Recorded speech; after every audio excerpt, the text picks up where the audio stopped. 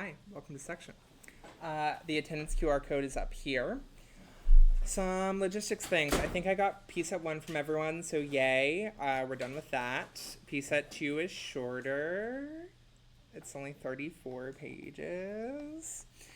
Some things. So, don't forget the lecture quiz due tonight. There were lots of people who missed a quiz last week, and I don't want you to lose out points. And we're probably not going to give extra attempts. So, another heads up I'm going to give y'all.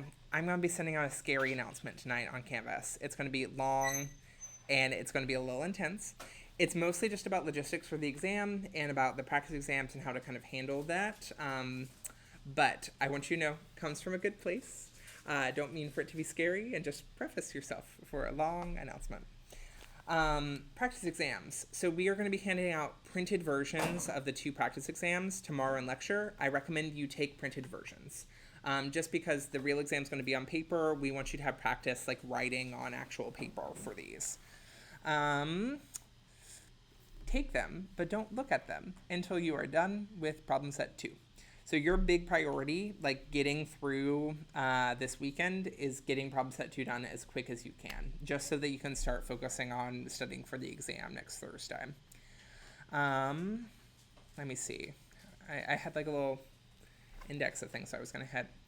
If I were y'all, after lecture 3, I would feel very stressed. It was very much the drinking water from a fire hydrant lecture, where I did see your eyes at one point in the class where I was the lights are on, no one is home. It was maybe there was motor movement of writing something on the page. Nothing was going in. Y'all reached the threshold after which it was so today our goal is to kind of pick up the pieces of that. And the first half of section pretty much is going to be focused on how do we study reactions? And it's kind of the first of 3 different little talks, and it will be the longest of the 3 in section, where we will talk about actually what studying techniques can you use to approach this, because it's a little bit different from a bio class where you're memorizing vocab terms, or a Gen Chem class where you have an algorithmic math problems kind of approach. You don't have as many tools for memorizing visual information, which a lot of the mechanisms are visual. So we're going to kind of break that down and talk a little bit about that. But are there any kind of logistic questions before we jump into things? Yeah. Oh. What does usually the PSET solution get released? It'll be released within the next day. Yeah. And then I'll make sure it's released probably by Wednesday next week. So it's going to be a short turnaround between the exam, but it's just to make sure it's all in. Yeah. Mm-hmm. I did a lecture quiz yesterday, and in my third attempt, one of the questions, it was different, and that's why I got it wrong at the end. I just wanted to ask whether that was a problem, or does it usually happen? I have no idea. Did it change the order of the answer choices, or? No, it was a different alcohol. It was tertiary in the first 2 attempts, and in the third Show me later, because I'm not exactly sure, but we'll regroup. Cool. Also, so section attendance survey, there was a little pop quiz in there of functional group things. So hopefully you saw your functional groups. The optional question, what's the song of the summer? And if you contribute what your personal song of the summer is, you will be receiving a Spotify playlist with everyone's song of the summers all in one. It will be chaotic, but fun. Cool. Any other questions before we jump in? Work. So, first key idea. To focus your studying, you need to know how you're going to be tested on reactions. So Logan talked a little bit about this, but let's start off with just the anatomy of a line reaction. So line reactions have 3 parts. There's some sort of starting molecule. There's an arrow that has other reagents, solvents, reaction conditions. And then there's a product molecule. And we call it a line reaction because it all basically fits on a line. Typically, when you are presented a reaction lecture, you'll be given a line reaction up top, and then you'll have the whole curved arrow mechanism and everything. And that's kind of the main information that's presented. Now, line reactions are really easy to write questions for, because what we do, we call the questions created from line reactions, we call them box problems, because literally we put a box over one part of the line reaction. So here, the classic example is we give you starting material and some reagents, and we say, what's the product? And oftentimes we'll do 2 or more reactions on the arrow. So like this first one's a thiolate addition, and then there's a Grignard reaction. So 2 things that you have to do. So yes, we could put the box here, and you have to tell us what the product is. We could give you the structures and say what reagents did we need to use to get there. Or the kind of harder one is we could ask you what the starting molecule was, given the reagents and the product. So it's the same information, but you're looking at it from 3 different ways. So we really want you to be able to kind of reason through this and think about it in a lot of different vantage points.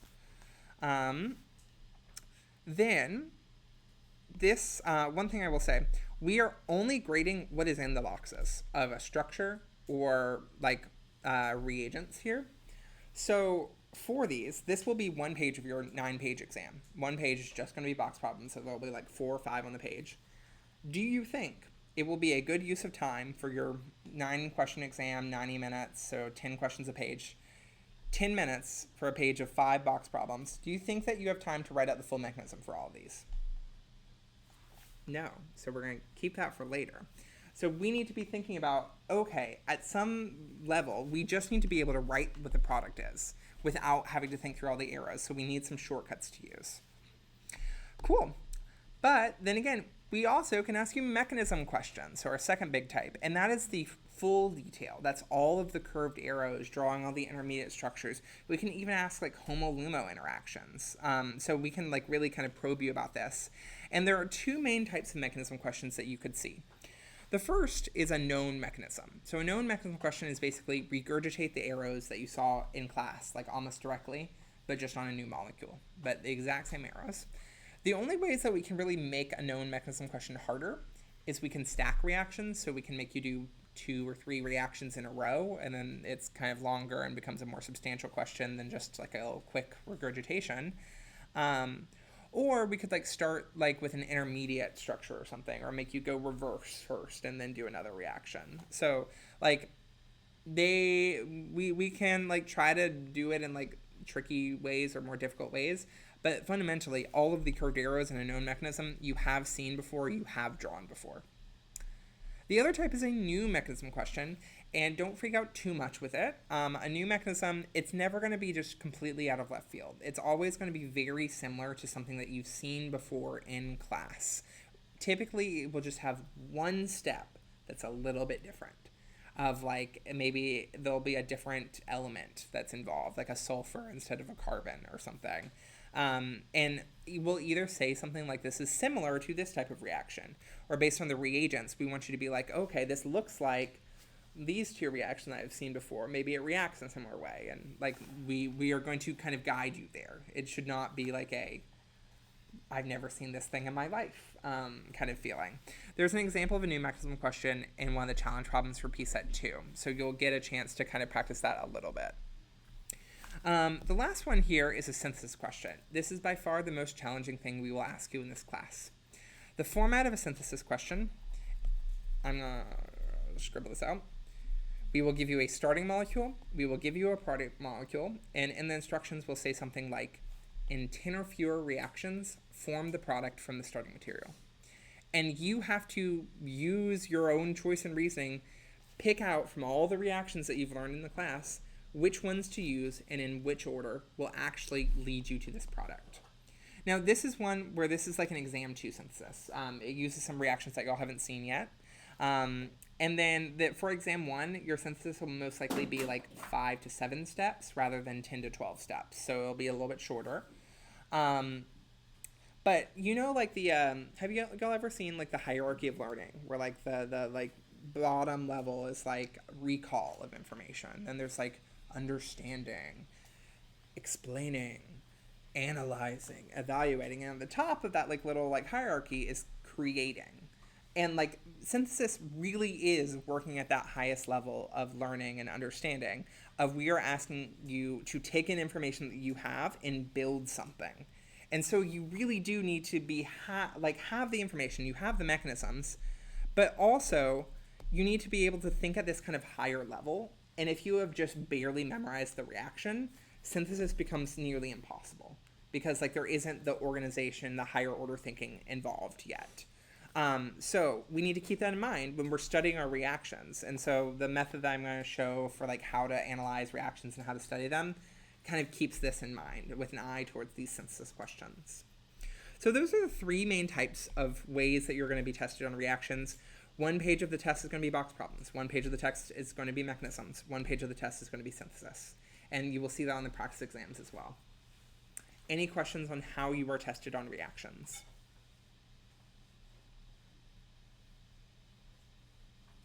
Mm-hmm. For the synthesis step, it says don't draw curved arrows, or can we if it's simple? Don't. Like, so you can, but if you are having to draw curved arrows on a synthesis, you're kind of already dead in the water. Just because you have 10 minutes to do this. And so we need to think about strategies for how we can just get what the product is going to be from it and almost treat it like it's a separate skill that you have to learn, different from the mechanism. Like they are about the same reaction, but we use them in very different contexts. Every time I've seen curved arrows on a synthesis question, the student did not earn probably half of the points available on the question. So I would say try to avoid it. But like you can, like if you really need to like think through something, we just are not grading curved arrows. Yeah. Cool. So before we go into this kind of general, like the study method, I have some general advice. So one thing I'm guilty of as a student is I like studying that makes me feel good. That studying that's comfortable, it makes me feel smart. Love that. So like I like going through the lecture, taking my like notes, making them all pretty, organizing, and be like, I understand. Now I'll start the homework after I've already done my studying. I feel confident about the material because then I can be like, I know how to do this. Like, feels good. We simply don't have time for that in the summer term. Like, if you do that, you're going to be starting your problem set maybe Sunday evening, and you're barely going to finish before it's due on Monday. And so, like, you have to be doing problems while you are still learning the material, which is uncomfy, which confronts you with how much information you do not know. But it allows you to use the problems as a tool for learning rather than a test of have you learned it. So it is a really necessary part of the class, and because of the pace of the course, it kind of just has to be done that way, and it's going to feel uncomfortable. And so I would say, like, get used to that uncomfortable feeling and let that target where your studying is. It gives you really immediate feedback on what you do not know, so you can use that to study. So do them. The practice is necessary for this. If you just studied a lot and did not work the practice, like let's say you studied all of the time, Monday through Thursday morning for the exam. You learned it, you knew everything in the lectures. You had it all down, but you didn't do the practice exams, I don't think you would score above a 70. Like, just because you didn't get the practice of putting it together, seeing what it's like in a kind of real scenario. The challenge for organic chemistry. Every organic chemistry class across the country. Once you reach reactions, every other lecture going forward, at least for our course, you're just going to be taught 8 to 12 more reactions. And you're going to have to keep up with all of the reactions so that by the end, you'll have about 100 reactions you know, and you'll need to be able to do full curved arrow mechanisms and synthesis with all of them. That's a lot. And like lecture 4 is the one exception. Lecture 4 is kind of a one-off thing of stereochemistry, but lectures 5 for the end, just reactions. So the biggest barrier to your success in performing well on the exams is how quickly you can take in new reactions and internalize them. Like really learn them inside and out and be able to answer these types of questions with them. You could say it's the rate limiting step for your success in organic chemistry. Like that is the activation energy barrier you need to overcome. And a lot of times what that's going to mean is like reevaluating study methods and seeing what does and doesn't work. So use each lecture as an opportunity to try out something and be really pragmatic about how quickly you can get these reactions integrated into your like mental schemas. Then another thing is just like a metaphor about reactions. So I like to think about reactions as tools that accomplish chemical goals, or they have a certain purpose for them, the same way that a hammer like hammers nails down. You could have a toolbox that's like messy and you like throw all the tools in, or you can have one that's organized and has little cubbies and everything. if you were going and working on a project, which toolbox would you like to use? Option A or option B? B, yeah. So the other thing that we have to think about is like, especially right now, lecture 3 probably feels like a sea of information with no structure or organization. So we, when we are studying, have to supply an organization. We have to figure out a way to group them together. And the idea that I think of in terms of the groups here are the reaction families, which we'll talk about a little bit later. But those were just some general kind of things I wanted to get out of the way before going into the like study method. Any questions before we jump into it? Excited? Okay. So this is kind of my method for studying reactions, and it's not groundbreaking. The core idea here is in order to learn reactions effectively for how you're going to be tested, you have to think about them at different levels of detail and like very explicitly thinking about them at different levels of detail. So like the most detailed level is the full mechanism, drawing out all the curved arrows, knowing all the homoluminal interactions, all of that. But if you only study this level, one, it's going to take forever. This is the most detail. It's going to take so much time to study a reaction this way. And then second, if you were doing this and trying to hope that everything else is going to congeal later, it's a very bottoms-up approach of like, you're sometimes never going to get to that higher level of thinking if you just start at the bottom and don't do any of the other work. Like sometimes it just takes until the exam for everything to start to click. And then sometimes you don't even get there. So we need to be thinking about studying the different levels of detail at the same time. You need to be starting from this lower level and start from the higher level thinking, and then you'll have a kind of more complete picture. One level up from this full mechanism level of detail is a level that I'm calling mechanistic logic. So one thing that I think is helpful is, because right now if we look at a mechanism, it's a bunch of visual information, all these arrows and structures. We need a way of analyzing and talking about this that can just translate it into plain English. Because y'all are used to studying words and terms and everything, and this visual information, we need to get out of that realm. So we are going to do an exercise here with the acetal reaction, the acetal formation mechanism. So if you are an iPad user and you're drawing on the section notes, we can just draw on this. If you're a paper user, or like it just might be easier to write on your lecture notes. So if you can find that in lecture, and if someone like is finding it in their lecture notes, if they could call out the page number for other folks. Essentially what we're going to do is we're going to go from the information given in lecture, which was the line reaction and the mechanism, and we're going to start our kind of studying analysis of this and try to get this bigger picture idea together. So once we find this out, if someone tells a page number, and then we'll jump into it.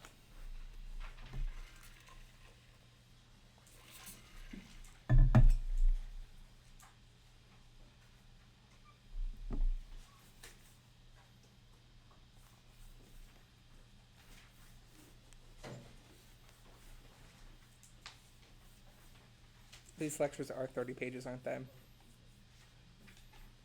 Hate that.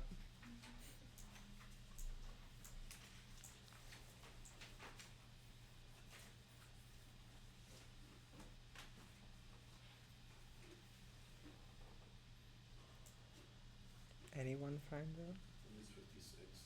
56. Work, thank you. Okay, so what we're going to do here is we're going to start at this kind of most detailed level, the full curved arrow mechanism. And what I want us to do is I want us to summarize each step, like sub-step of this reaction, what is happening. So can someone kind of like put into words, what is this first step that we are doing? Yeah. So we are protonating our carbonyl. And I'm just going to write it as C double bond O. Great. Harder question. Why? Why are we protonating this? Yeah. Make it better electrifier. Yes. So remember when we were talking about reactions, we were talking about the HOMO of one molecule and the LUMO of another molecule at different energy levels. And if the HOMO-LUMO gap between the two molecules is too big, they're just not going to react. So like ethanol and aldehyde, it's too big of a gap. It's not going to really react very well. So there are two things that we could do to make it better at reacting. We could lower the energy of the LUMO, which then lowers the gap between the energy levels, or we could raise the energy of the HOMO. So what we're doing is lowering the energy of the LUMO. So our purpose for this is make the carbonyl a better electrophile by lowering the energy of the LUMO. And what is the LUMO orbital for this?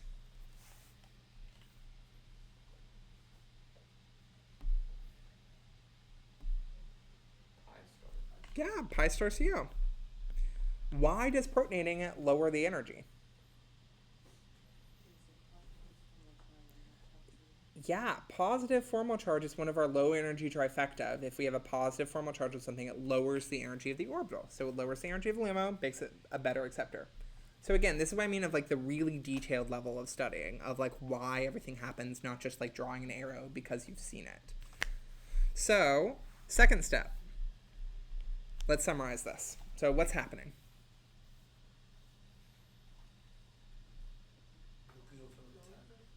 Yeah, and I'm going to kind of summarize that.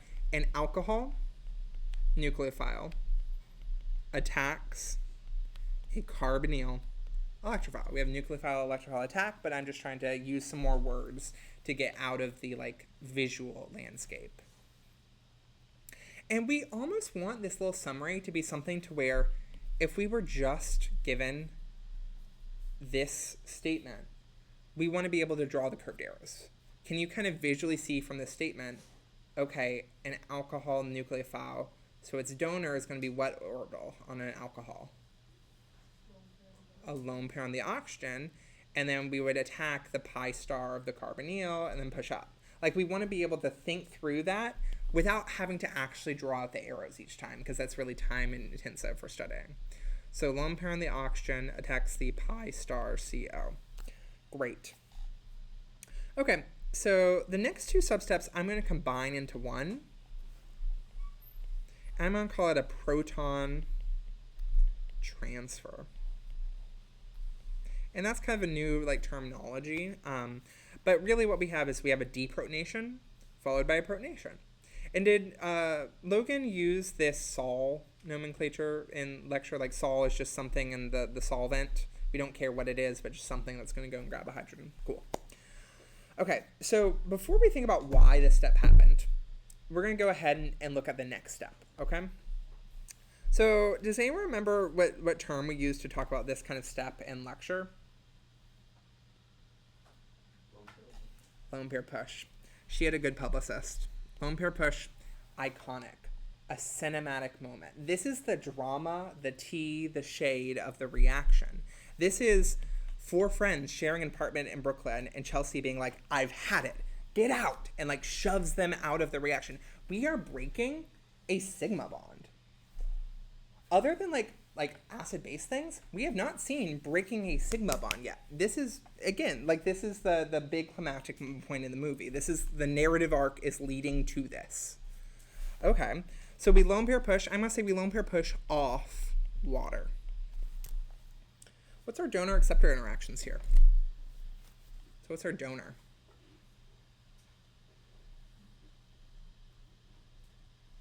You started. Anyone? Lone pair on the oxygen. And then we broke this sigma CO. So if we broke a bond, where did we have to put electrons? Electrons and antibonds. Makes the bond break. Great. Okay, so now with this in mind, that this lone pair push cinematic moment is what we've been building up to, let's go back and look at this proton transfer. How did this proton transfer help us get to this lone pair push step? Anyone?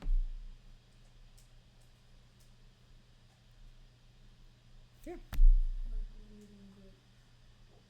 Yeah, so like we turned our OH into H2O plus, right? And so here, when we've kicked her off, she's water, she is neutral. I liken this step as like in the roommates metaphor. This is packing the roommates' bags before kicking them out. Like you're making it easier for them to leave. Whereas if you didn't do this step and you just tried to lone pair push kick this off, you have OH minus, which isn't a great leaving group on its own because it's negatively charged. So yes, so one reason that we did this was we make OH a better leaving group.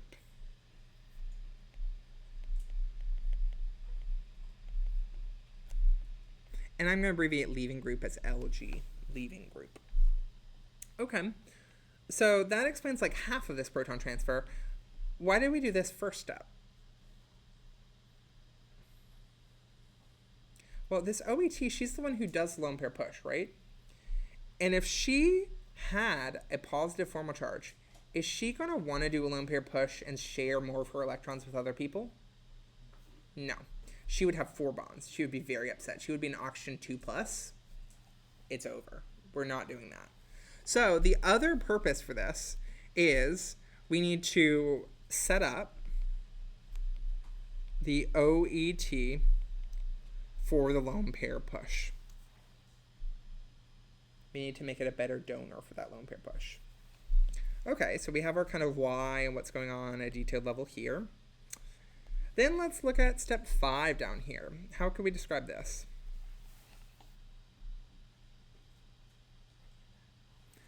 Louder? Yeah, and oh my gosh, if we zoom out, looks oddly similar. Looks very, very, very the same. Maybe even the same HOMO-LUMO interaction. Maybe even I can just copy and paste her because this is the exact same arrows, exact same logic. An alcohol nucleophile attacking a carbonyl electrophile, one with a positive charge, in fact. Okay, then we're almost at the end. How would we describe this last step, step 6? From this side of the room. There's a lot of people over here. Someone on this side. Deprotonation. You kind of count, you're in the middle, so.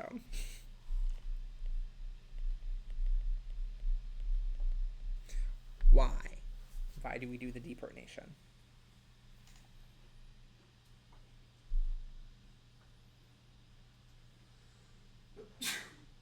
Bless you. Yeah, to neutralize it. So, to make it neutral. Great.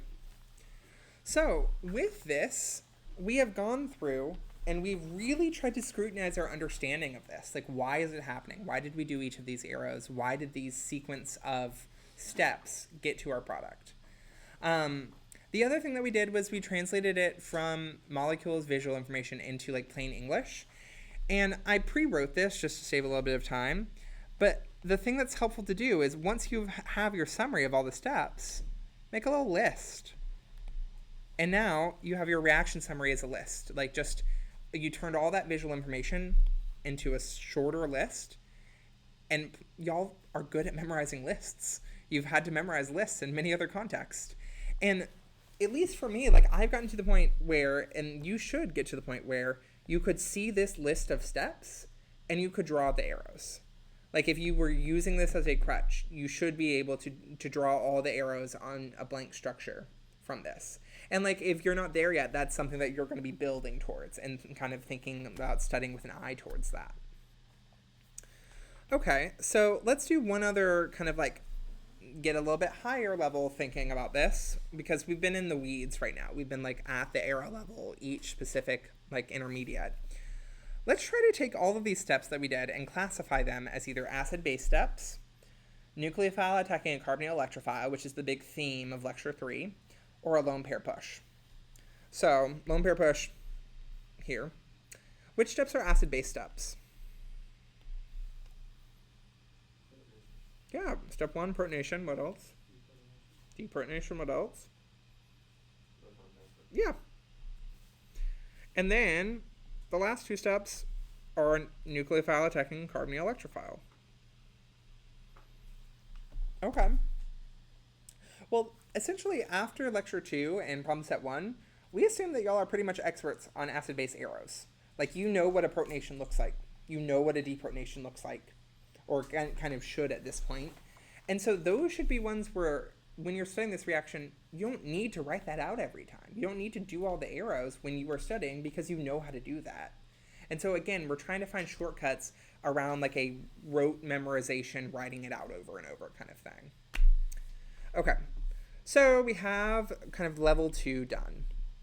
Let's now like zoom out even more and start thinking about that line reaction level. Because remember, we have box problems and synthesis where we want to just be able to get structures. We don't want to have to think through all the details, and we want to be able to use this reaction in kind of like higher order ways. So first, let's just do like a functional group analysis. So what functional group is this? Aldehyde. And we could also use a ketone or this for this reaction, so I'm going to put aldehyde / ketone just so we can start kind of generalizing it. Then what functional group is this? Alcohol.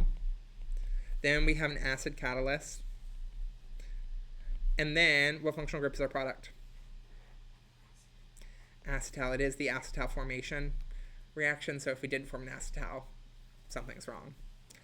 So in terms of this scale of working the line reaction level of just being able to generate what the product is without thinking through the whole mechanism, the strategy I like to use I call a fake mechanism. And a fake mechanism is not rooted in reality. It is not explaining why something happens. It's way more smooth-brained than that. Like, it's literally like just writing instructions for how to draw. Like, you should be able to tell a fake mechanism to a non-chemistry person, and they could do it. So, like, my fake mechanism for this one would be step 1, erase the CO double bond, erase the carbonyl. Okay. And then if I'm trying to just draw what the product is from that, I'm thinking to myself, okay, what drawing instructions can I give to myself? Well, we have this OET here from the alcohol, and we need to create 2 OET bonds on here. So draw a line OET to replace the CO double bond, and we need to do 2 of them. So step 2 would be add 2. And I'm going to generalize a little bit, OR, because if we call our alcohol like ROH, it could be ethanol, methanol, whatever. 2 ORs in its place. So much faster than the 6 long steps and all the curved arrows. So try it out with this version of the question, where we have this ketone and we have this alcohol. Try using a fake mechanism here and just drawing what the product is. Take like 30 seconds.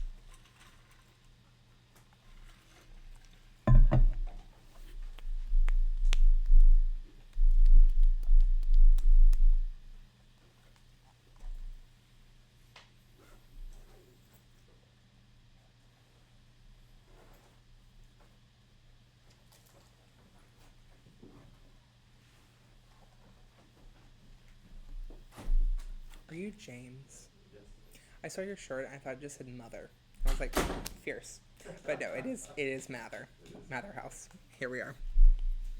Okay, so first step, we erase the carbonyl. So we should just have a naked hexagon. Then, in its place, we add 2 ORs. So we'll have our O. And if we look at our R group here, it has 1, 2, 3 carbons, right? So I'm going to do 1, 2, 3 carbons. 1, 2, 3 carbons. Done. That is manageable and something that you can do on synthesis on box problems, and you're not getting stuck in the weeds. Because the other thing that's bad about doing like mechanisms on box problems for synthesis is what if you make one mistake in that whole mechanism? Then everything's kind of messed up. So we need to have this kind of shortcut version. You're going to try to have know your mechanism for all the reactions, but also have a little fake mechanism to help you draw what just the product is. And then the other thing that you can do is get a fake mechanism going the other way. So like if I gave you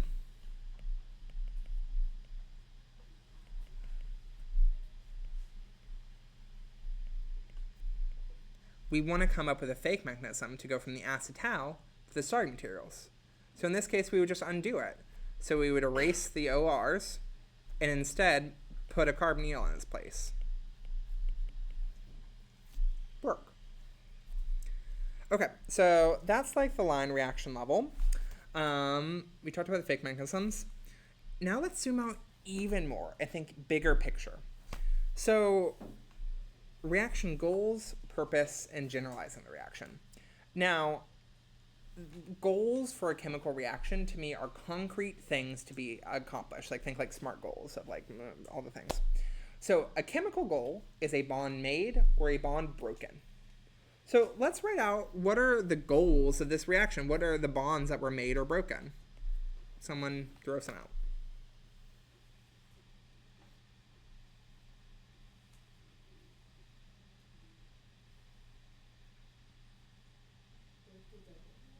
Yeah, we broke this CO double bond. And did we break the sigma bond or pi bond or both of them?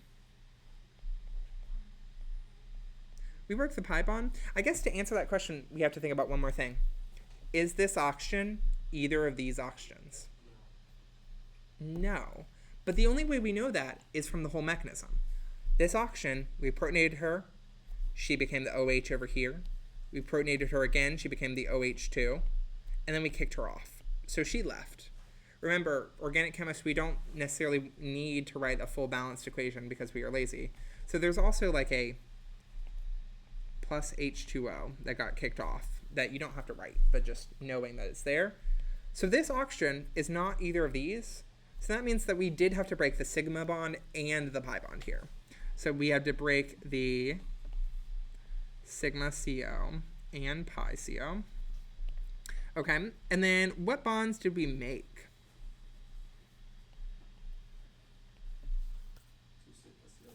Yeah.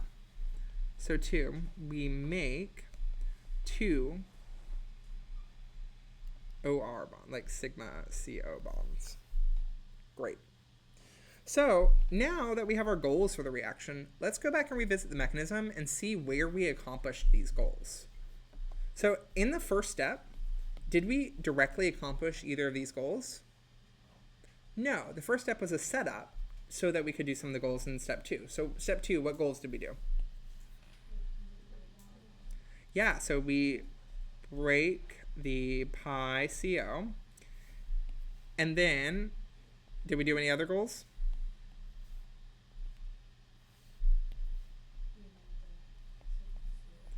Yeah, we made one of our 2, like OR, like sigma CO bonds.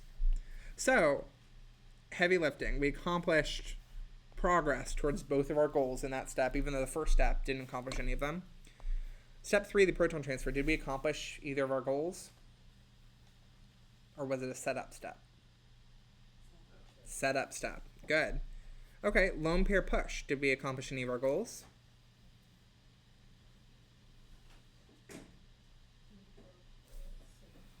Yeah, so we broke the sigma CO that was originally in the carbonyl. So with that, in this step 4, we have fully accomplished our first goal of breaking the sigma bond and pi bond for the reaction. Okay, then step 5, do we accomplish any goals?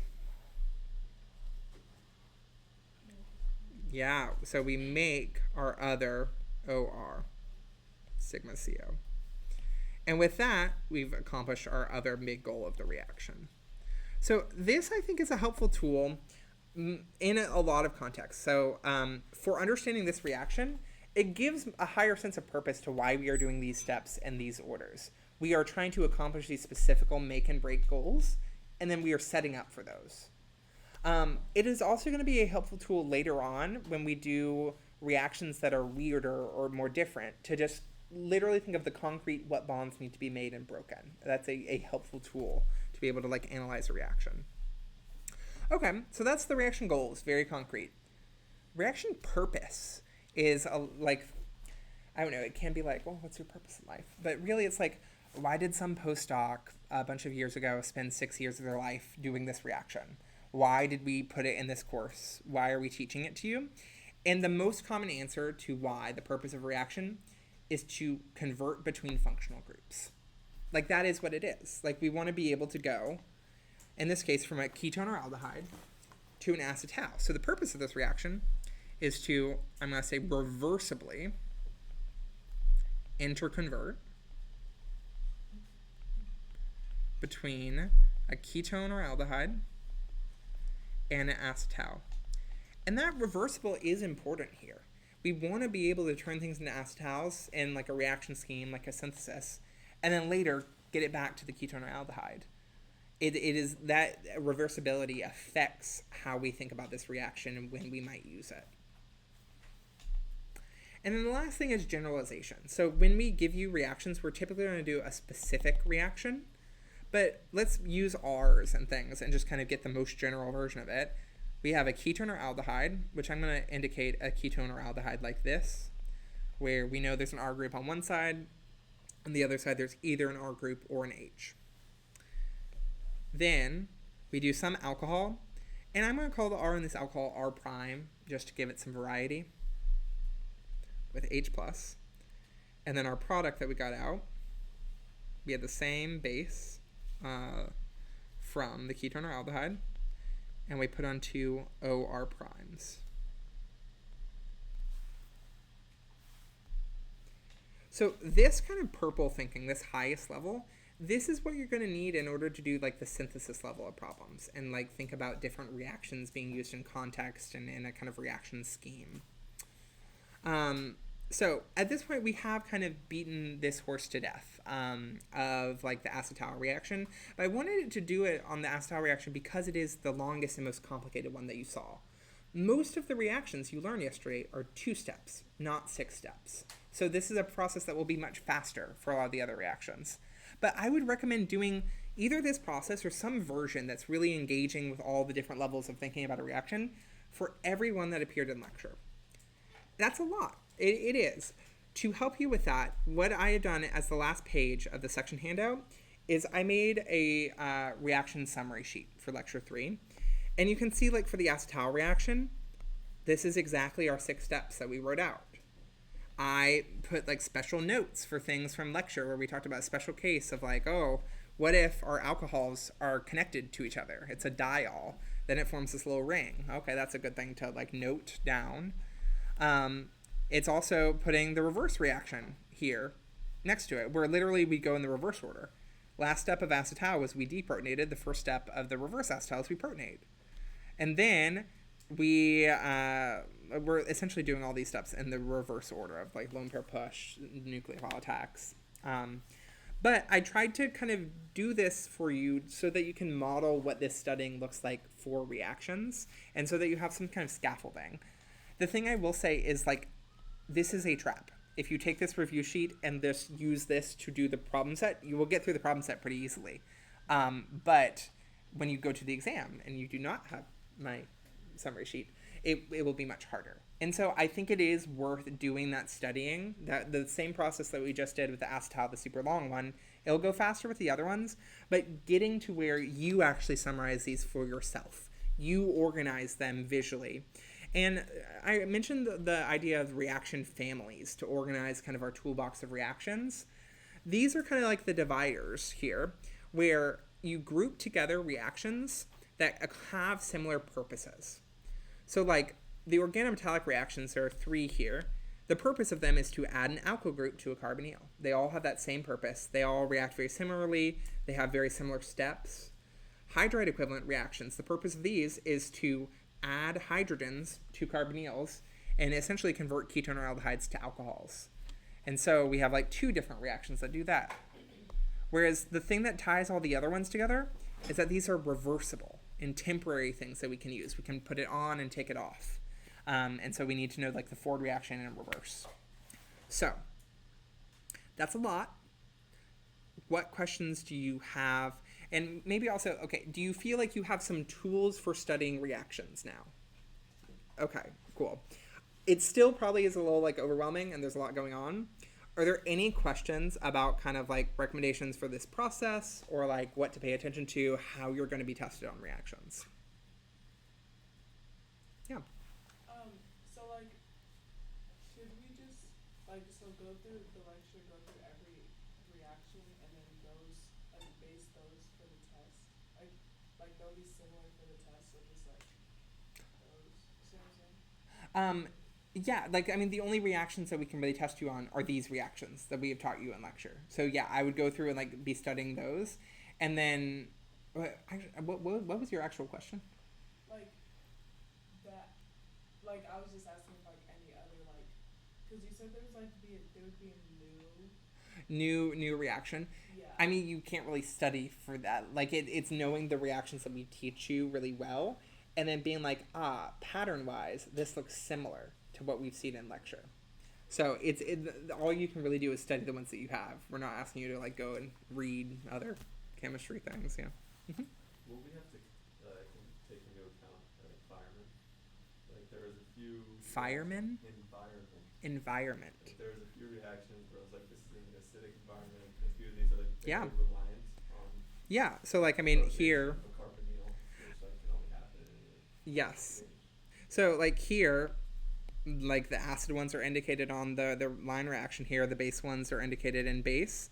There were some where like remember there was one where if you do it at 0 degrees it does one thing, 80 degrees it does another. It's about again when you do your summary sheet, make those special notes here. Like you still have the base line reaction and steps like mechanistic logic, but you still want to have that information.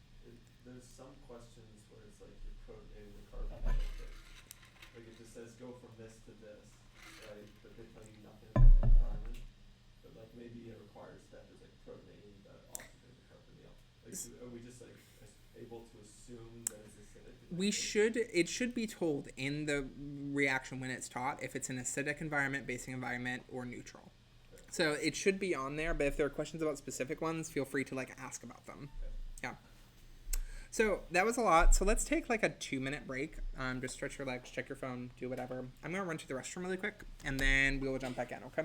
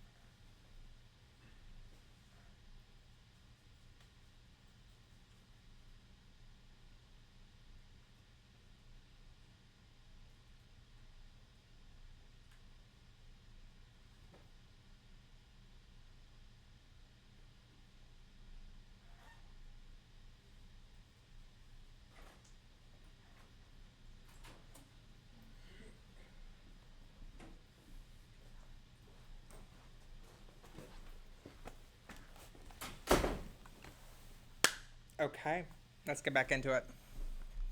So, I'm going to talk a little bit about the 2 reaction families where we haven't already spent like 40 minutes. So I'm not going to really talk about anything more with the reversible carbonyl addition since we spent so much time in the acetal. I do have a section of the notes here that just has some like summary infographic things of like which ones are acid, which one are base, just to help with studying. But I want to touch on these other 2 families, the carbanion, like organometallic family, and the hydride equivalent family. So let's talk about the carbanion equivalent reactions. The purpose of these reactions is to add an alkyl group to a carbonyl. So it creates a carbon-carbon bond, which is actually a big deal. In this course, you will learn maybe 4 types of reactions that add carbon-carbon bonds. So this is like a major strategy. If you see a new carbon-carbon bond in a product, you did it through this, at least for exam 1. So, I like the little meme of the dog playing with little doggo toys where it's like an alkyl group and it's a carbonyl, it's like kiss. Like, it's literally just combining them. Now, a byproduct of doing this reaction is it turns the carbonyl into an alcohol. But that's not the reason why we are doing this reaction. The reason why we are doing this reaction is to add a carbon-carbon group. So why don't we just use carbanions, like straight up? Like, what is the pKa of CH4? About 50. Remember studying the pKas. So this is the type of reaction that's like, oh, did you hear about the explosion in lab today? Like, no, she is super unstable. Like, pK of 50, crazy things. She does not want to exist. She aggressively does not want to exist. So we need something that's going to act like this carbon with a minus, but isn't just straight up that. So what we use is we use metals in order to mimic this. So normally, like in a carbon-oxygen bond, for example, who's more electronegative? Oxygen. So we have a partial negative, partial positive. We're kind of used to seeing carbon with partial positives a lot, but we want it to behave like a negative thing. So we need to give it a bonding partner that has even lower electronegativity than carbon. And what we use are either magnesium or like MgBr, lithium, or copper. And I've just kind of said they all look like this, where this is some metal. So in this carbon-metal bond, carbon has electronegativity of 2.55, but the metals have electronegativities of less than 2. So our dipole is actually going to have a partial negative on the carbon, partial positive on the metal. So it's reacting similar to a carbanion, like almost as if this was an ionic bond. Now, to be clear, we want you to write this bond. We want you to write this as the source of the electrons for the reaction. We do not want you to actually write a negative charge on a carbon here. So this is just kind of like, in theory, it's like this. So let's meet our 2 main players for this family. So we have the Grignard reaction, this top one. So it's whatever our alkyl group that we're trying to add is, with an MgBr. We use the solvent diethyl ether, which is Et2O. And if you draw it out, the skeletal structure, it looks like a little oxygen bat. And Grignard vaguely sounds like a vampire name, and so I think bats, vampire, Grignard. Like, it's literally, when I was a senior in high school taking organic chemistry, it's what I thought of, and it's why I remember it to this day. That, and gosh, I think I had my first organic chemistry class a decade ago? That's crazy. I know. Yeah, so I've just, like, sat with this for a while. Like, I've been in the trenches. So we have our Grignard reaction, and it takes a carbonyl, a ketone or aldehyde, and we add our R group to it, and it ends up turning this carbonyl oxygen into an alcohol. Now, generally with the solvents, for lecture 3, there are kind of 2 different types of solvents that we have. We either have diethyl ether, and she is not going to play a role in the reaction at all. She is just there to facilitate things. So if we did not include diethyl ether, this thing is an oil, and this thing is a solid. And so it would be like sprinkling like sprinkles on, like, I don't know, an oil. Yeah, like it's not going to mix together well. And so the reason we have diethyl ether is to just let it all mix in some sort of liquid, to make it easier for everything to interact and react. The other kind of solvent that we will have for lecture 3 are alcohols, which we do not use with these. We'll see some in a minute, and we'll talk about why. The other thing to note here is that these occur in 2 steps. So step 1 is you do your organometallic with the diethyl ether. In step 2, we do an H+ workup, an acid workup. Now, different classes require different things. Like sometimes they want students to write H2SO4 for the second step for always. It's an acid workup, or HCl or H3O+. But you could also even do an acid workup with water sometimes. Like you don't have to have a super strong acid. And for our course, we don't care. Like that's just not something that we think is that important.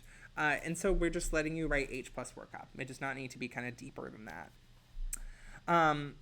The second one after the Grignard is alkyl lithium, which is the exact same idea of your alkyl group, and then a lithium is the metal. So one of our big questions is how do we make these reagents? If we wanted to like make these from scratch, we would have to start with an alkyl halide. And then to make the Grignard, what we do is we add Mg with this little 0 up top.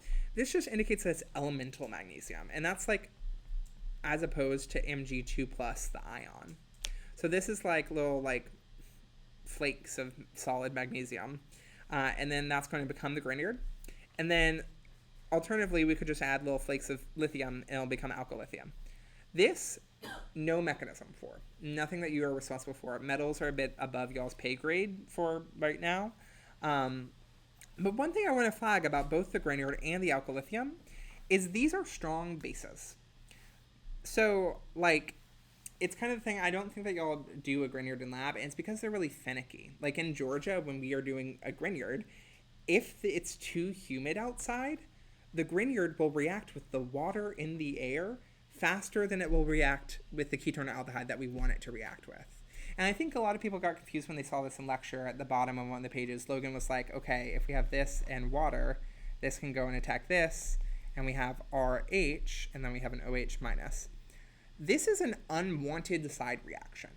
We want this to go and attack a carbonyl. But if water is present, it will react with that much faster, just because it's a really strong base.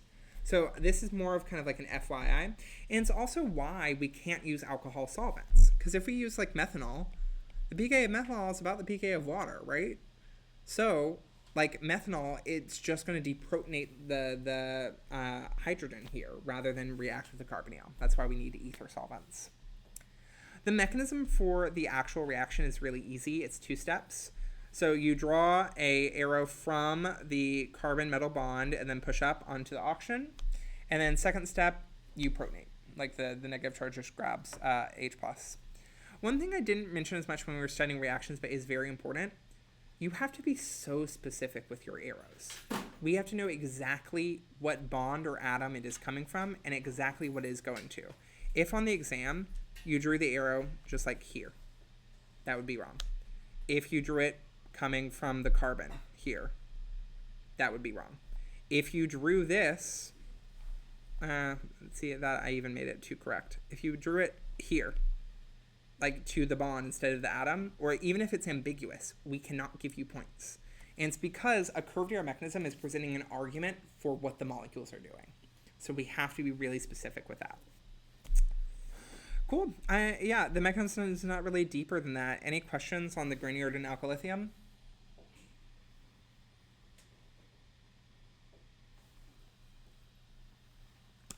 Great.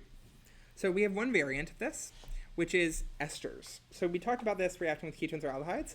It can also react to esters. And when it reacts to esters, we add the R group twice. And so we call it a double addition. So for exam 1, the first thing I want to pop into your head when you see or think about an ester is double addition to esters.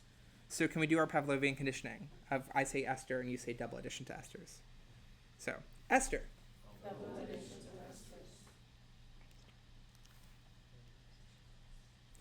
I have a latte for Esther. It should follow you everywhere. You should have dreams in your night and there's a character named Esther, and then just involuntarily you say double addition to Esther, and she asks you, what does that mean? And you go in the dream, I don't know. Like, it needs to haunt you. It needs to be this, like, gut response. So, here, we have the exact same reagents here. We're starting off with an ester. The first step of the mechanism, exactly the same. But then, when we get to this intermediate, something's different.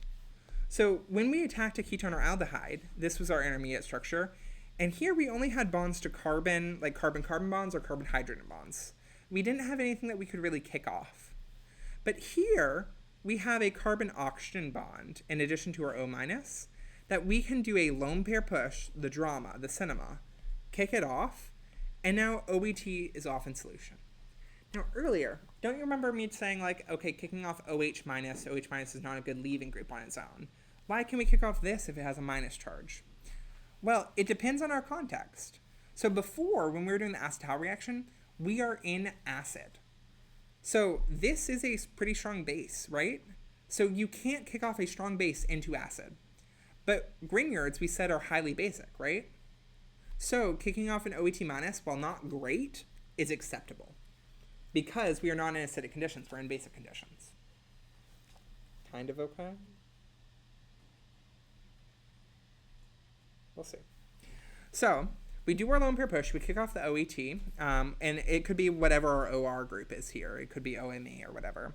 But then when we do that, we have reformed a carbonyl, and now what functional group do we have?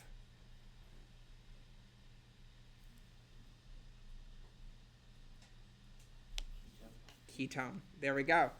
And hey, we are still in this step of the reaction. So we have a ketone that we just created, and we have Grignard available. So what's going to happen? The Grignard's going to go and add to the ketone. And that's how we get two attacks here. So it comes from the fact that there is an intermediate structure here that we can do a lone pair push and create another carbonyl. Yeah. Can you just repeat the part where you said we can, leading group can be basic because the RM is basic? Yes, whereas like over here in the acetal reaction, we are in acid. So we can't kick off a strong base. Like if we didn't protonate this, if we just tried to do our lone pair push here, kick off this, and like shoot off an OH minus, you could not kick that off in an acidic solution.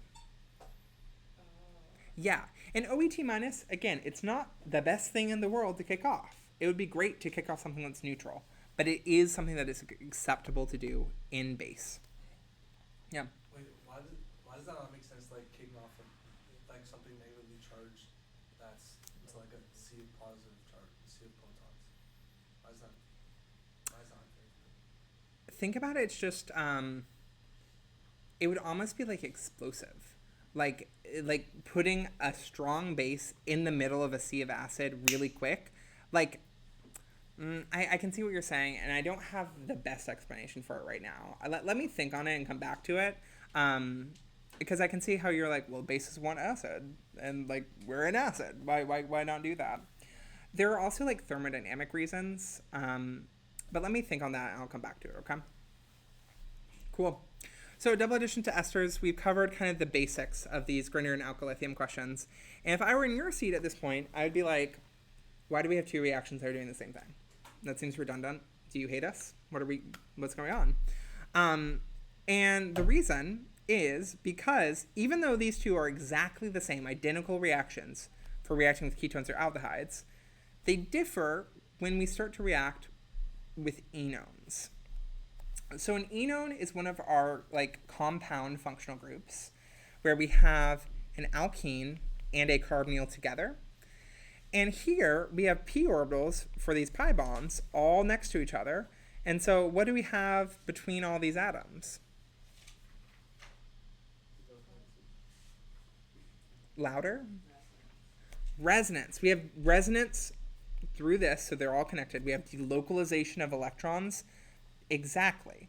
So because we have resonance here, this reacts as one whole unit. And we have actually something interesting that comes up where we have two sites where a nucleophile could attack. We have two electrophilic sites on this molecule. So one here is at the base of the carbonyl, like normal, that we saw with ketones or aldehydes. And the other one is here at the far end of this double bond. Now, we use a kind of idiosyncratic nomenclature for like labeling this. So we would start counting 1, 2, 3, 4, and we start at the oxygen. I know it's weird because like on a carbon backbone, we number carbons, we don't number other elements. It's just the one that's stuck. And it's because we have 4 atoms conjugated together. So we say when we attack at the base of the carbonyl, that's the 1,2 addition.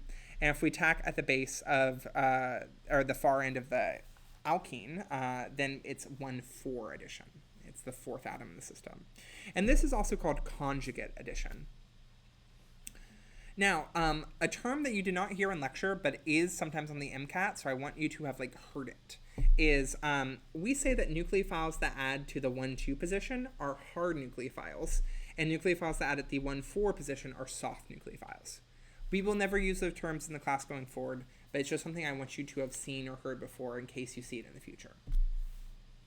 So now, if we had an enone and we did our Grignard reaction, so if we did RMGBr and diethyl ether with an acid workup, This reaction is unselective for enones. So half the time it's going to add to the 1,2 position, half the time it's going to add to the 1,4 position. And do you think that when we're doing like synthesis reactions, do we like unselective reactions? No, because basically our product that we're working on that we spent months to create, we would lose half of it if we have an unselective reaction. So we need to have alternate versions that are selective in the enone case. And just to confirm, Grignard's still really great for just plain Jane ketones aldehydes. There's no downside for a Grignard with just a ketone aldehyde. It's just not good for enones.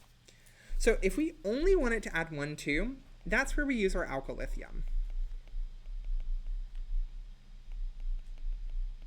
So this lithium, alkylithiums are just hard nucleophiles, so they add the 1,2 position. We don't really have a better reasoning for you other than that. Then, what this means is if we wanted to make something 1,4 addition, if we wanted to add an alkyl group at the 4 position, we need another reaction. And this is that Gilman reaction. So there are a couple of ways to write it. I'm going to tell you the one that's preferred. I'll show you both. So one way to write it, the one that I don't like, is you use your alkylithium and you sprinkle in some like copper bromine, and then you have in diethyl ether, and then do an H+ workup. That is fine, and that is how you do it. But the problem sets, all of the problem sets, will show it a different way. So when you sprinkle together your alkylithium and your copper halide, it's going to form a complex that looks like this. We'll never ask you to fully draw out this complex, but 2 of the R groups associate with the copper, and then the lithium still hanging on. So it's just easier to write this as R2CuLi. And that's what you're going to see on all the problem sets, all the answer keys and everything. So I think it's the better one for y'all to use. So like, for example, if you wanted to add a methyl group at this 4 position, you'd use methyl-2CuLi. And you can even do it for more complicated things. So like, let's look at this one down here. So if you started off with this enone and wanted to create this 1,4 addition, can you try to draw out what you think the reagent we should add in is? Like, take 30 seconds.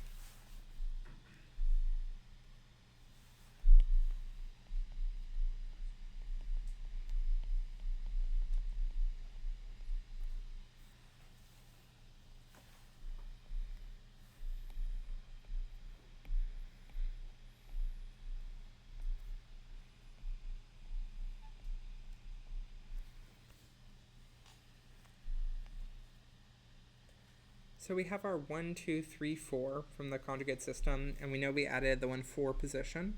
So I'm going to draw a little squiggle to show the stuff that wasn't there initially. So it's this kind of like isopropyl. So the way that we can draw that is, let's draw the isopropyl, but let's put it in parentheses, and one of the parentheses is going through this bond, because we don't want to include a 4th carbon. We just want to include these 3 carbons. And we're going to have 2 of those CuLi. So that's our R2CuLi with a more complicated looking R group.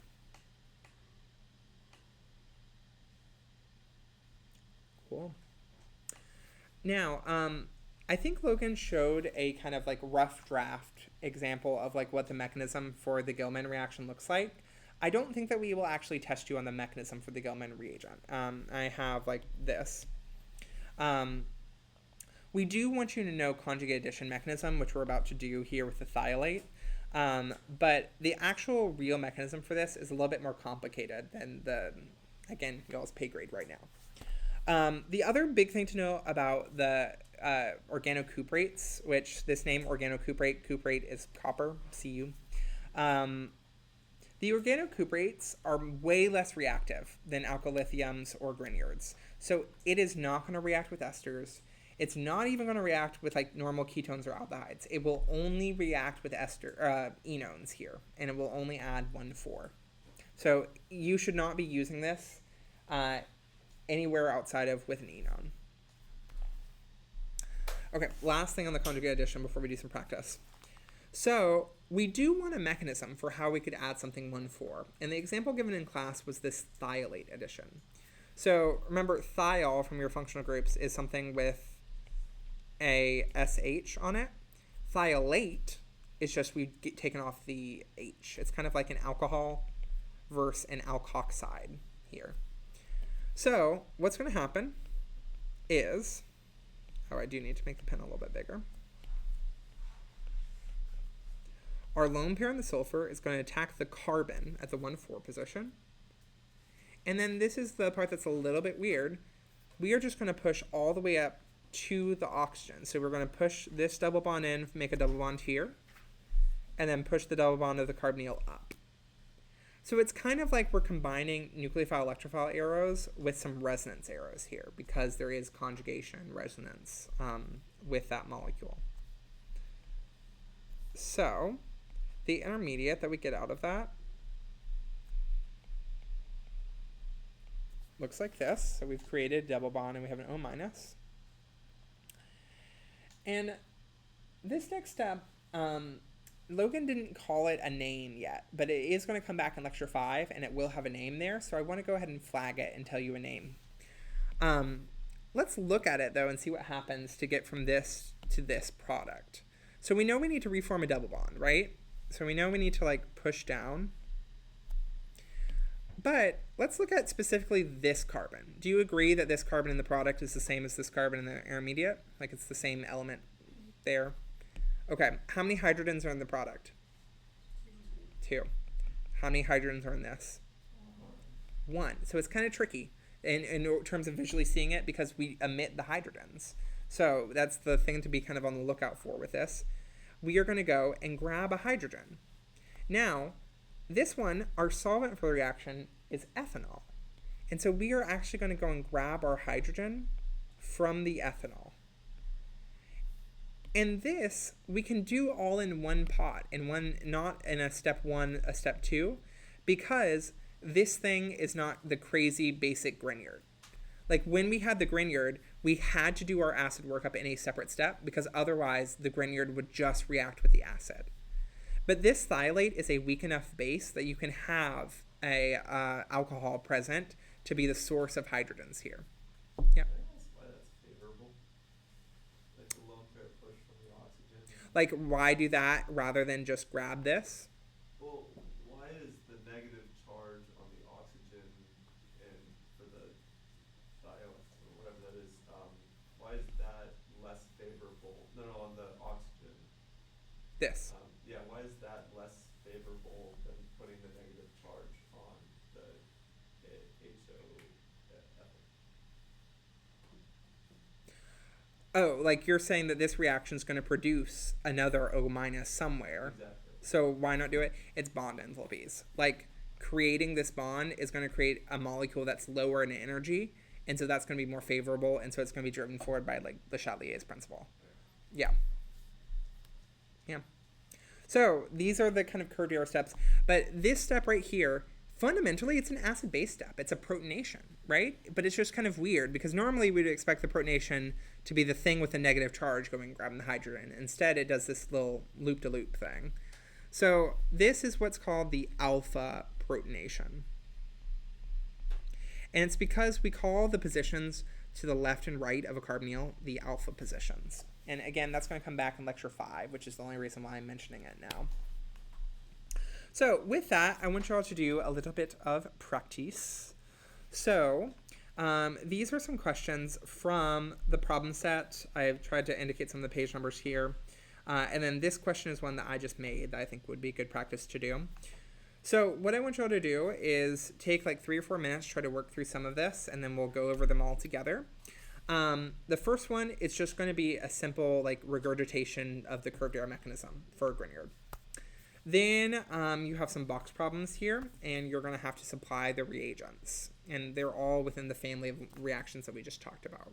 So take like 3-ish minutes, and then we'll regroup.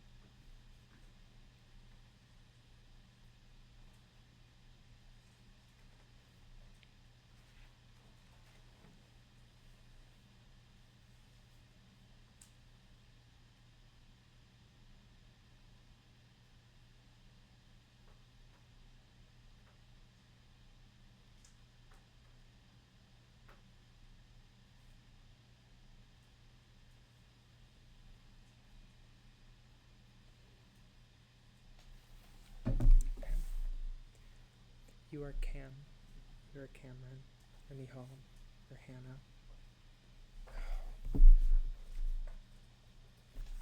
Psst. Psst. Are you Dylan? Okay. Perfect. Gotcha. Ephraim. Okay. And then first letter.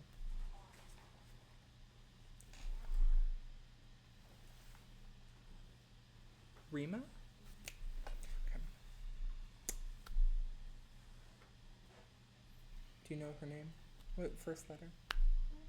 R again. I'm like Rachel. That's not right. Rita. No. Second letter? Okay. Give it to me. Ronnie. Okay. I know it's happened literally every section. I'm gonna get it. I promise. Ronnie and you just told me. One more time. Rima. Ronnie and Rima. Okay. You're James. First letter. Sarah? Work. Okay.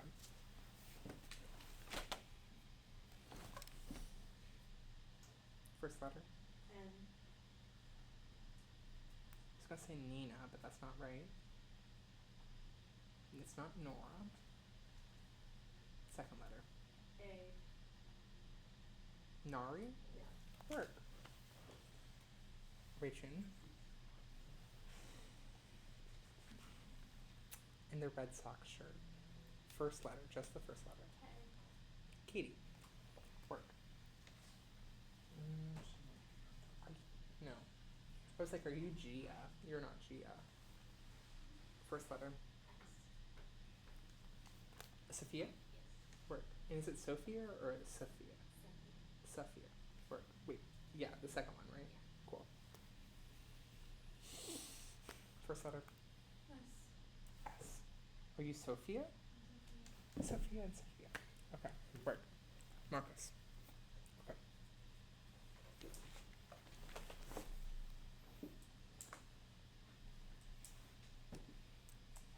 Ronnie and Raymond.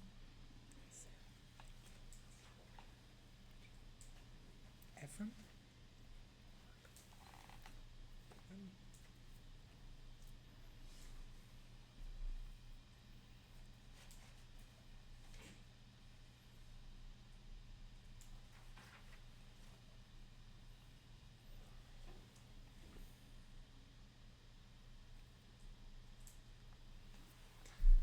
Okay, I know it will not be done, but we should probably start talking about them. So, first one should be pretty straightforward here. We draw the bond to the carbonyl. That makes an O minus. We've added our ET. The MGBR just fell off. We don't have to write that, but she's irrelevant. She's the side character. And then all we have to do is H plus, protonate, and then we are at our product. Was that one pretty like straightforward for most people? Okay. Okay. Second one, what functional group do we have? And what's the first thing you should think? Thank you. So do we see anything in the product where it looks like two of something were added? Two methyls. Okay. So does it matter if we use the Grignard or lithium? No. So I'm just going to use the methyl lithium, Et2O. And if you want to be that girl, if you want to kind of stunt, one thing that you can do is you could do two equivalents.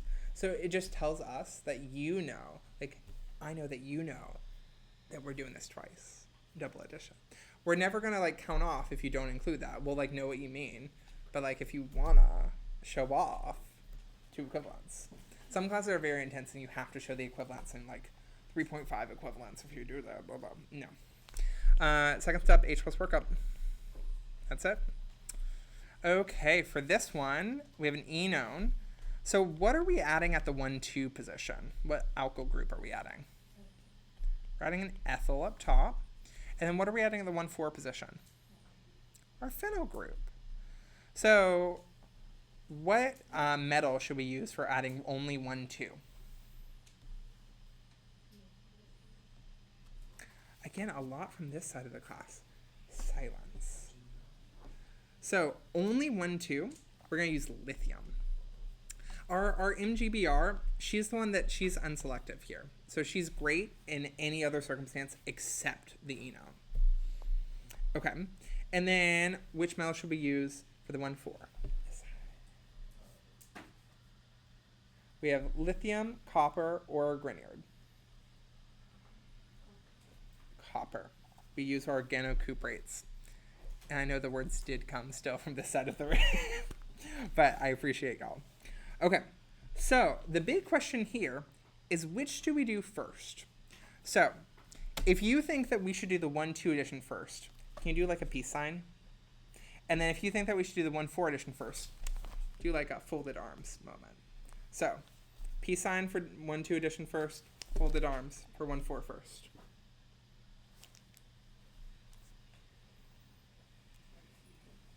Make a decision, even if it's wrong.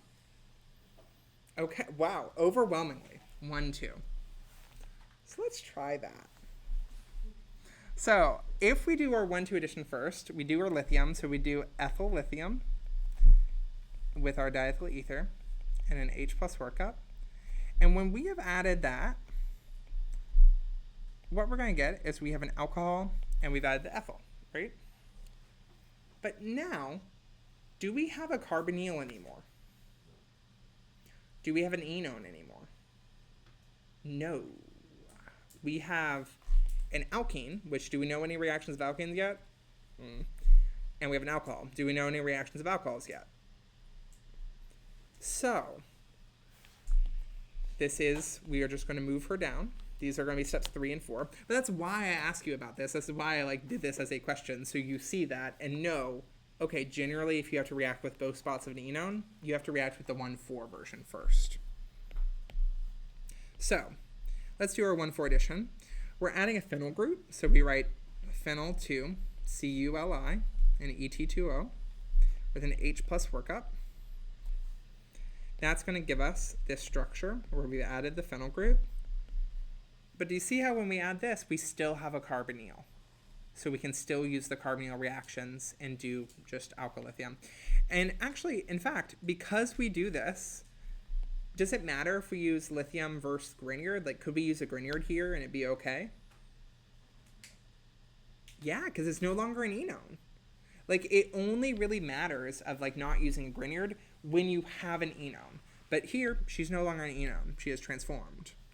So, steps 1 and 2 are here, and steps 3 and 4 here. And we do our 1,4 addition first. And then the last one here is, in some ways, the trickiest one to me. So, what functional groups do we have in our starting molecule?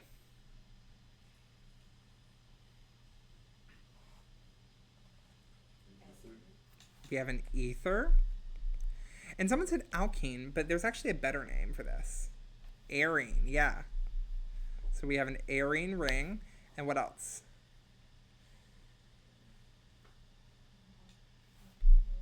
We have an alkyl halide. Now, do we know any reactions of ethers yet? No. Do we know any reactions of arenes? No. Do we know any reactions of alkyl halides? Only 2. So what are the only 2 things that we can turn this into? Well, we can turn this into a Grignard reagent or an alkyl lithium. So let's just turn into a Grignard just because and like see what's happened. So Mg0, Et2O, that's going to take this and turn it into MgBr, OMe.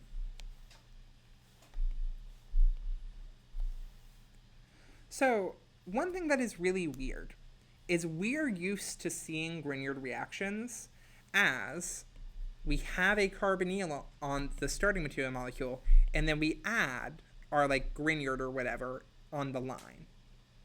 But here, our starting material is what is turned into the actual Grignard reagent. So what functional group do we have to have here if we are doing a Grignard reaction? We have to have some sort of carbonyl, a ketone, aldehyde, or ester. And so it's kind of weird, but we are going to need to supply that because it's not in the reaction mixture yet. So let's look at our product and see if we can map on kind of what we currently have. So we have this OMe, we have this ring, OMe, and ring. And so we know that everything outside of that is new. That comes from something that we've supplied. So we see that we have a carbon here. That carbon has 2 hydrogens. And then we have an alcohol. And we're used to seeing alcohols as the product of a Grignard reaction, sure. But we know that what it had to have attacked, the electrophile version, had to have been a carbonyl. So let's draw that we have our 2 hydrogens, we have a carbon, but then it was a carbonyl before it was attacked. So this is the molecule that we have to supply in the reagents for step 2. So we are going to put this carbonyl and diethyl ether, and then we already have the Grignard present after the first reaction. Okay, then last thing that we need is we just need an acid workup. So it's kind of weird in terms of like what is put in the like starting materials camp versus what is we supply on the arrow, but it's totally fine and valid to do it this way, and you will see it, but it often throws students, which is why I like to talk about it. Now, there might be some questions on this, but I'm going to save it for the end, and I'm going to very quickly do like a 5-minute introduction to the hydride family, okay? So, the hydride reactions. The purpose of the hydride equivalent reactions is to convert a ketone or aldehyde into an alcohol, or really reduce a carbonyl compound, because sometimes there are esters involved. So, we need a nucleophile hydrogen. Why don't we just use hydride, like NaH? NaH is a strong base, sure, but it is a poor nucleophile. It is just not going to be nucleophilic enough to attack a carbonyl on its own. It's just an s orbital. It's not high enough in energy in order to do that transformation. Oftentimes students will also ask, okay, if we need a hydrogen, why not use H+? What does she have to attack with? Like, this is just a proton. There are no electrons. How can it be a nucleophile, a donor? It cannot. So just like with the carbanions, we need an equivalent for the hydride. We need a hydride equivalent. And so we need something that acts like H-. And what we do is we use compounds with those group 3 elements, borons and aluminum. So here you would have BH4, or you would have aluminum H4. And in the boron or aluminum bond, hydrogen has an electronegativity of 2.2. The boron and aluminum are like 2.0 and 1.6. So this is going to be partial negative, and the group 3 element's going to be partial positive. So it's going to react kind of like this, which this should have a little plus. Okay. So we have 2 flavors that accomplish the same goal. Lithium hydride, the aluminum version, and sodium borohydride. And they're very similar. They have the exact same mechanism, but the context of it is a little bit different. So I made a little table to explain them. So I imagine these 2 reactions as like brothers. Lithium hydride is the older brother. The metaphor is toxic masculinity. Very reactive. Gonna pop off. Gonna react with ketones, aldehydes. Also gonna react with esters. Also gonna react with other things that y'all don't even know yet. You're gonna learn it later. But like very reactive, is wanting to start a fight. Because it is so reactive, we have to do a separate step acid workup, kind of like our Grignard. Because it is so reactive, it's going to react like if there was an alcohol present, it would just take a hydrogen from that, and it wouldn't do what we want it to do. So that's kind of lithium hydride. Whereas sodium borohydride, soft boy, so gentle, so mild. It is only going to react with ketones and aldehyde. It speaks in sweet whispers, soft boy. And we're able to do it all in one step, in one beaker, because it's so mild that it's actually not going to react with the methanol. So in the second step of the reaction, we need a source of hydrogen in order to make our alcohol like neutral at the end. And so for lithium aluminum hydride, we have to do a separate acid workup. But for sodium borohydride, this hydrogen just comes from methanol here. So those are kind of the big differences. The last thing is enones, the enone question. So this thing that's frustrating is both of these are unselective. Both of them are going to form a mixture of the 1,2 and 1,4 product, which is really frustrating. Unless we use our little Uno reverse card, CeCl3. If we use CeCl3 specifically with sodium borohydride, it doesn't work with the lithium, then it goes from normal mode here, being unselective, forming the 1,2 and 1,4 product, to, if we use CeCl3, only 1,2. So that is a tool for us to use for box problems and synthesis. There's no mechanism that you need for this, but that is the other kind of big difference here. So with that, that's all I have for you. Thank you for coming to section. I know this was a lot. Y'all are doing great. I hope you have some more tools to study with. Tomorrow we have lecture like normal. It's going to be a long day for folks that have Thursday lab because it's lecture and then lab and then section. If you are in the Tuesday lab, please try to come to the 4:30 section instead of the 6:30 section, just because we have a smaller room. In the announcement tonight, the scary announcement, it will also have the room number for section tomorrow, which will be on the first floor of Science Center. It will, yes. Cool. Thank you. I'll be around for questions.